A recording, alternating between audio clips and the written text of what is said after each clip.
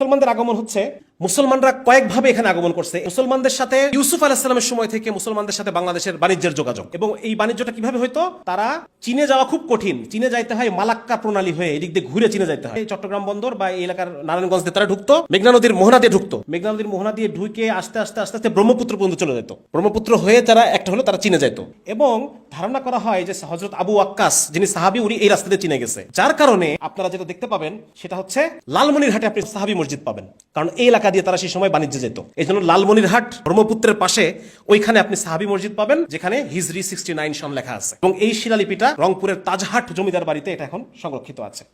কয়েকভাবে বাংলাদেশে ইসলাম আসছে, তার মধ্যে একটা হচ্ছে ব্যবসায়ীদের দ্বারা। নদীপথে ব্যবসায়ীরা বিভিন্ন জায়গায় কলোনি স্থাপন করত, বিশেষ করে চিটাগাং এবং নোয়াখালী এলাকায়। এই জন্য চিটাগাং এবং নোয়াখালী এলাকায় ওদের ভাষার মধ্যে প্রচুর পরিমাণ আরবি শব্দ, বাংলা ভাষায় এত পরিমাণ আরবি শব্দ নাই। মানে half of the words of Chittagong এর ভাষায় আর শব্দ হচ্ছে আরবি। আমি খাবো না, এটা চিটাগাং এরা কি বলে, আই ন খায়ুম, খাবো না। বাংলায় বলি আমরা নাটা পরে বলি, ওরা না বলে আগে। এই আরবিতে ভাষা কিন্তু এরকম, লা আদ্রি, আমি জানি না, লাটা আগে।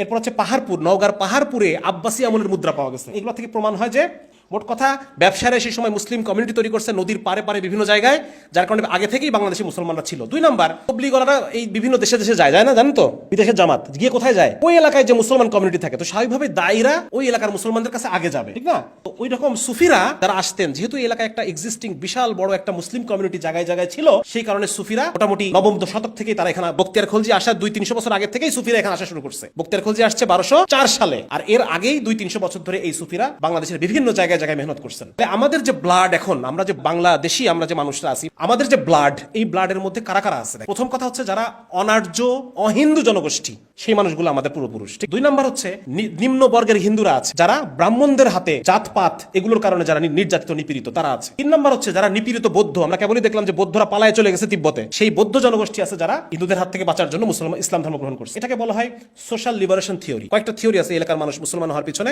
তার মধ্যে একটাকে বলে সোশ্যাল লিবারেশন, মুসলমানরা এসে তাদেরকে মুক্তি দান করছে। আরেকটা আছে, সেটা হচ্ছে উচ্চ বর্ণের হিন্দুরা প্রচুর পরিমাণে মুসলমান হয়েছে। যারা বলে যে শুধুই আমরা নিম্ন বর্ণের মুসলমান, এটা ভুল কথা।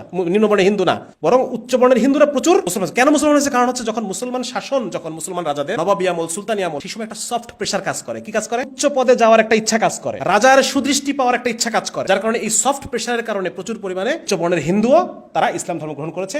যেমন ঈসা খানরা ছিলেন তো আপনারা, সোনারগাঁওয়ের ঈসা খান, তার ছেলে মুসা খান, এর দাদা ছিল হিন্দু এবং সে উচ্চ বর্ণের ব্রাহ্মণ ছিল, এবং সে অর্থের দায়িত্বে ছিল সুলতানের। পরবর্তীতে সে মুসলমান হয়, নাকি সে বা তার ছেলে কালিদাস রায় মুসলমান হয়, তার সন্তান হচ্ছে ঈসা খান। তাহলে ঈসা খান কি বাংলার ছেলে না বাইরের ছেলে? অথচ এই গত পাঠ্যপুস্তকে, ভারতীয় যে পাঠ্যপুস্তক আমাদের পড়ানো হচ্ছিল, ওখানে কিন্তু ঈসা খানকে বাইরের লোক বলে প্রমাণ করা আছে, মানে বলা আছে। আচ্ছা, এরপর আমাদের মধ্যে আরো ব্লাড আছে কাদের? আরব বণিকদের। বিশেষ করে চিটাগাং এলাকার মানুষ যদি ধরা হয়, তাদের জিনিওলজি দেখা হয়, অনেকেই দেখা যাবে যে তারা আরবদের বংশধর। এছাড়া ইরানি তুরানি যারা দায়ীরা আসছেন, দায়ীরা তো একা একা আসে নাই, শাহজালালের সাথে কতজন আসছে? 360 জন আসছে, এরকম বহু মানুষ তারা আসতেন তাদের কাজে, তাদের ব্লাড আছে।